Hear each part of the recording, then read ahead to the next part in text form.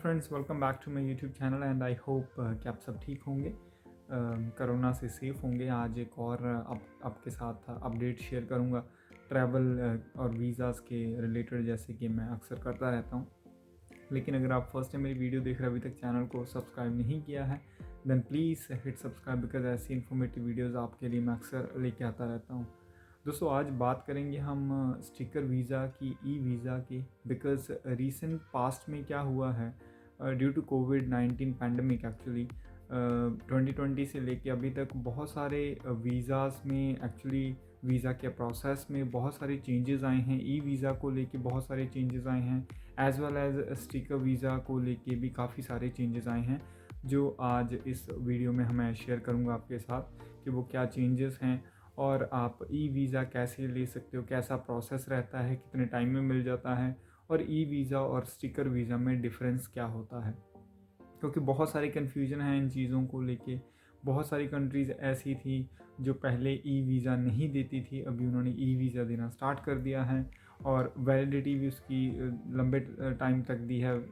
Covid की वजह से फ़्लाइट्स नहीं, आप सबको पता है, ट्रैवल नहीं हो पा रहा इतना, वो फ्रीक्वेंट नहीं है फ़्लाइट्स का भी सीन एक्चुअली अब डिफरेंट एयरपोर्ट से।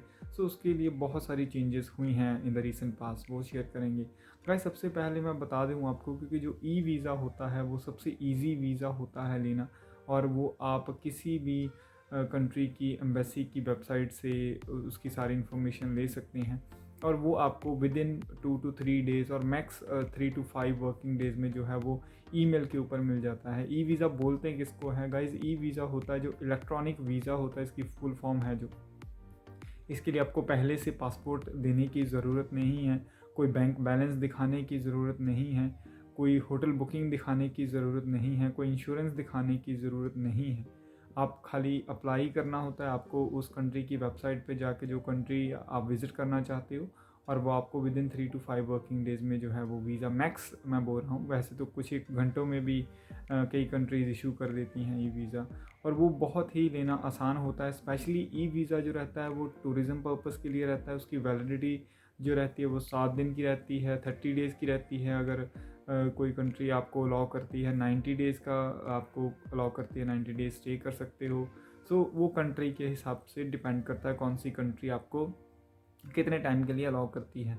सो जो डिफरेंस है बेसिकली ई वीज़ा और स्टिकर वीज़ा में, वो ये है कि आसानी से मिल जाता है। आपको पहले से डॉक्यूमेंटेशन अपने पास जमा नहीं करने पड़ते, आपको किसी चीज़ के लिए अप्लाई नहीं करना पड़ता। पहले कोई बैंक स्टेटमेंट नहीं चाहिए, कोई इंश्योरेंस नहीं चाहिए, खाली आपको अप्लाई करना होता है उनकी वेबसाइट पे जाके और आपको मिल जाता है। स्टिकर वीज़ा ऐसा नहीं रहता, आप सबको पता है। You will have to gather all the important documents first, your bank statement, insurance, ticket, hotel booking, all additional documents अगर वो कुछ हैं तो।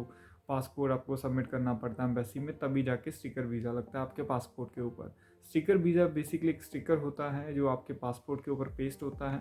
बहुत सारी कंट्रीज़ जो ई वीज़ा देती हैं वो स्टिकर वीज़ा भी देती हैं टूरिज़म पर्पज़ के लिए, तो आप इस तरह उसको अप्लाई करना पड़ता है पहले जाने से। ये भी पहले करना पड़ता है, लेकिन इसके लिए 2-3 दिन काफ़ी हैं। लेकिन जो स्टिकर वीज़ा रहता है उसके लिए आपको कम से कम आपको 15 से 20 दिन एट लीस्ट, जो मैं मिनिमम बोल रहा हूँ, मतलब इतना तो आपको पहले अप्लाई करना पड़ता है, जो कि आपका स्टिकर वीज़ा रहता है। सो यही इन दोनों में डिफरेंस है मेन, कि ये जल्दी मिल जाता है जो ई वीज़ा होता है। जो स्टिकर वीज़ा होता है वो काफ़ी आपको डॉक्यूमेंट गैदर करके फिर आपको फाइल अपनी सबमिट करनी पड़ती है BFS में, BFS आवे एम्बेसी को भेजता है। तो इससे quite lengthy process, long process है स्टिकर वीज़े का as compare to e visa. अभी ई वीज़ा में रिसेंटली चेंजेस क्या हुए हैं? ई वीज़ा में बहुत सारे रिसेंट चेंजेस हुए हैं। बहुत सारी कंट्रीज़ ने कोविड की वजह से ई वीज़ा देना स्टार्ट कर दिया है। पहले ई वीज़ा नहीं था उस कंट्री का, अभी उन्होंने स्टार्ट कर दिया है। फॉर एग्ज़ाम्पल अगर रिसेंटली बात करूँ मैं, 2020 में क्या हुआ था, रशिया ने भी अपना ई वीज़ा है जो स्टार्ट किया था इंडियंस के लिए। उन्होंने 53 कंट्रीज़ को अलाउ किया था कि 53 कंट्रीज़ हैं जो वो अभी ई वीज़ा ले सकती हैं रशिया का, लेकिन उसकी वैलिडिटी उन्होंने सिर्फ 8 डेज़ रखी है। तो उस 53 कंट्रीज़ में इंडिया का नाम भी है। तो अभी इंडियंस हैं जो उनको स्टिकर वीज़ा लेने की ज़रूरत नहीं अगर आप रशिया घूमना चाहते हैं, लेकिन उन्होंने कुछ एरिया लिमिट कर दिया है ई वीज़ा वालों को कि आप सिर्फ इसी एरिया में घूम सकते हैं, आप इस एरिया से बाहर नहीं जा सकते। तो वो कुछ है, लेकिन ई वीज़ा है रशिया का, इंडियन सिटीजन्स हैं जो वो ले सकते हैं। यस, ये बता दूं साथ में, it's free of cost. Russia का जो ई वीज़ा है वो फ्री ऑफ कॉस्ट है, विद इन 1 और 2 डेज़ आपकी ईमेल पे आ जाता है। तो ऐसी बहुत सारी कंट्रीज़ और भी हैं। फॉर एग्जांपल यूएई की बात कर लूँ, यूएई ने अभी फिर से रीस्टार्ट कर दिया है, जिनके पास यूएस का वैलिड वीज़ा है, जिनके पास यूके की रेजिडेंसी है, जिनके पास यूरोप की किसी भी कंट्री जो शेंगन एरिया में आते हैं 26 कंट्रीज़, उनकी किसी भी कंट्री की रेजिडेंसी है, तो आप यूएई में वीज़ा ऑन अराइवल ले सकते हैं। यूएसए का आपके पास मल्टीपल 10 ईयर वीज़ा हैं, टूरिस्ट वीज़ा, तो भी आप दुबई में आ सकते हैं, ऑन अराइवल आपको वीज़ा मिलेगा। क्या हुआ था, इन्होंने स्टॉप कर दिया था ड्यू टू कोविड-19, आपको दुबई का वीज़ा लेना पड़ना था पहले आने से, बट अभी ऐसा नहीं है, अभी आप आ सकते हो डायरेक्टली। आपकी ने भी सेम ही ऐसे रूल्स हैं। अगर आपके पास यूएस का 10 ईयर का मल्टीपल एंट्री वीज़ा है, आपके पास यूके की रेजिडेंसी है, आपके पास यूरोप की रेजिडेंसी है 26 कंट्रीज़ की, तो आप टर्की में विदाउट वीज़ा आ सकते हैं। आपको वीज़ा जो है ऑन अराइवल वो वहाँ पे इशू किया जाएगा।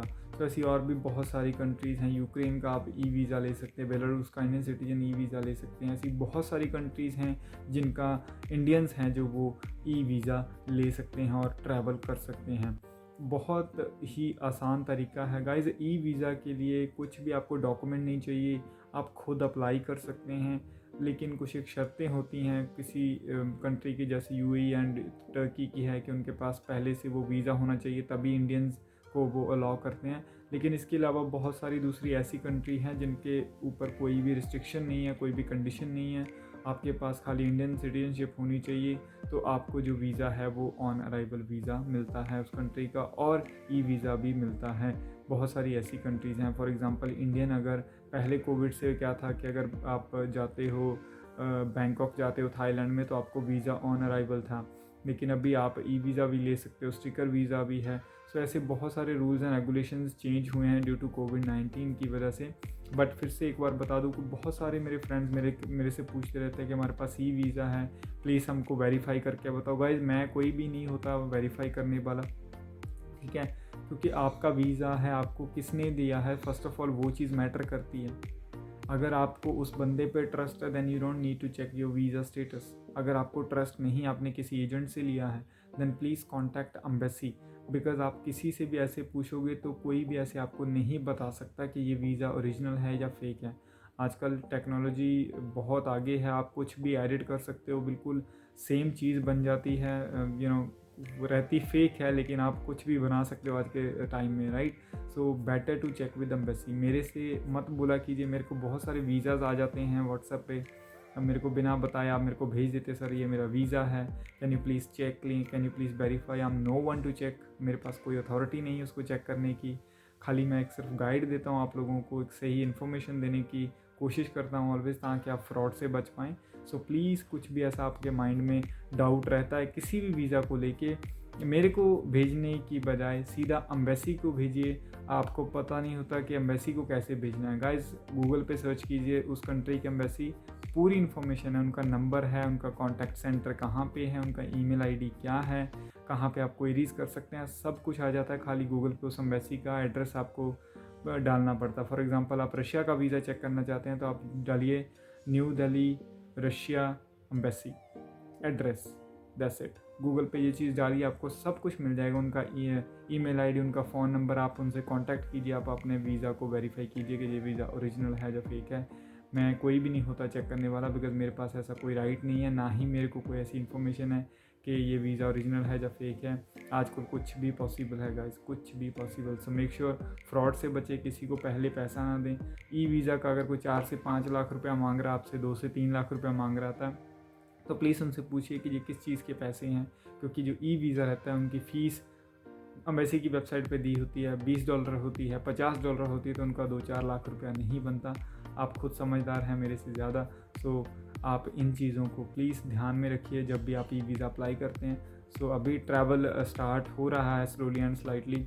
आप ट्रांजिट फ़्लाइट्स ले सकते हैं दुबई से। अगर आप कनाडा जाना चाहते हैं, आपको फ़्लाइट नहीं मिल रही, Emirates is operating from Delhi to Dubai, Dubai to Canada, Vancouver, Toronto. So आप इस लिंक, इस ट्रांजिट ऐसे कर सकते हो इससे, इन फ़्लाइट्स के ज़रिए।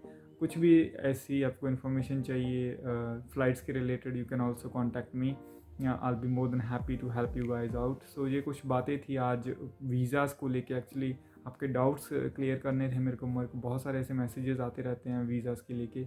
सो कोई भी वीज़ा जो है वो वैल्यूएबल ही है, चाहे वो ई वीज़ा है चाहे वो स्टिकर वीज़ा है। ऐसा मत सोचिए कि ई वीज़ा है तो इसकी वैल्यू नहीं है, खाली वो पेपर पे है, इट डज़ नॉट मीन कि उसकी कोई वैल्यू नहीं है। नहीं, ऐसा कुछ नहीं होता। वैल्यू दोनों वीज़ाज़ की सेम होती है, चाहे वो स्टिकर हो चाहे वो ई वीज़ा हो। सो प्लीज़ आप ट्रैवल कीजिए, आपकी ट्रैवल हिस्ट्री मैटर करती है, वीज़ा मैटर नहीं करता। अगर आप स्टिकर वीज़ा पे भी ट्रैवल नहीं करते तो स्टिकर वीज़े का पासपोर्ट पे लगे होने का कोई भी फ़ायदा नहीं है। अगर ई वीज़ा है, आपने ट्रैवल किया, पासपोर्ट के ऊपर स्टैंप लगती है और वो पासपोर्ट से पता चल जाता है कि आपने कंट्री को विज़िट किया है। सो ये चीज़ थी आज क्लियर करनी मुझे। आई होप कि बहुत सारे क्वेश्चंस के आंसर आप लोगों को मिल गए होंगे। Thank you for watching and make sure you hit subscribe if you have not done it yet. Video अच्छा लगा then please share it with your friends. Till then see you soon with next update. Till then, God bless you all guys. Stay home, stay safe.